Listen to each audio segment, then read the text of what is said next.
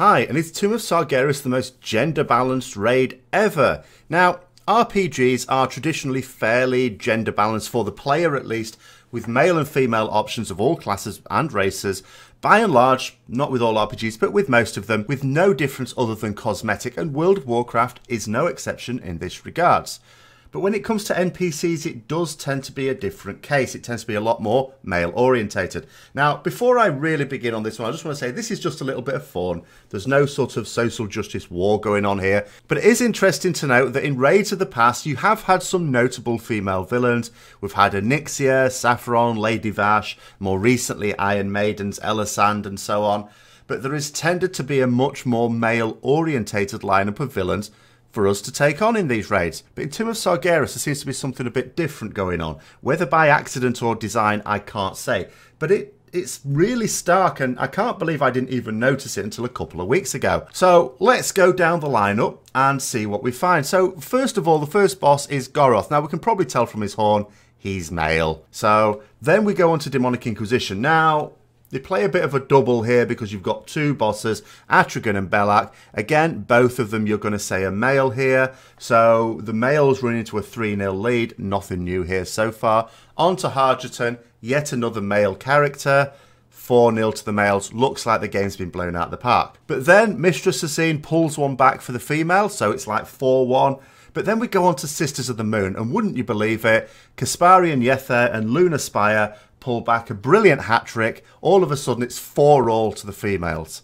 Or to the males, or to both, because it's a draw. Then on to Desolate House. Starts to get a little bit tricky here, Desolate Host, because to begin with you've got two bosses, and this is what you've got all the way through with the LFR version as well.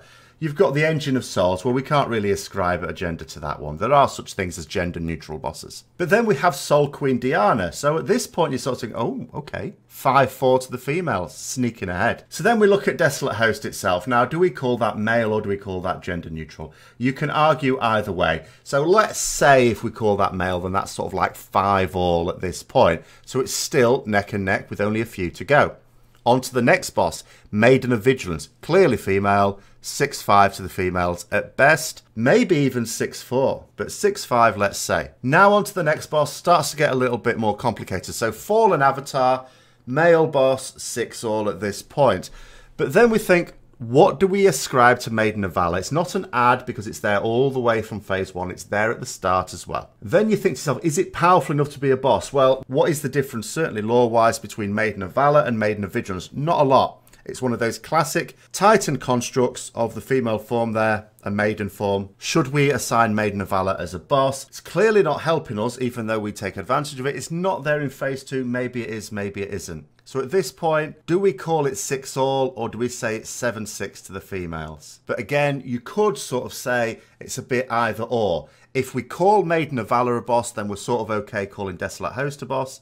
Or male boss, you would say. So we could call it half a point each. So we're still sort of saying at this point, maybe the females are slightly in the lead. Then on to the final boss, Kill Jaeden, clearly male. All scores even again. And whether you score this as a slight lead for the females, a slight lead for the males, or a draw, I think what is clear on this one, and again, I've no idea what accident or design, it would be interesting if when BlizzCon comes around, if people go in there, get to ask their questions. Some people ask questions that you know the answers to, or at least you know what Blizzard are going to say to it. Might be interested if people ask an actual interesting question here at this point. Was it by accident or design? And can we expect more of this, or is it a one-off and we'll never see the like again?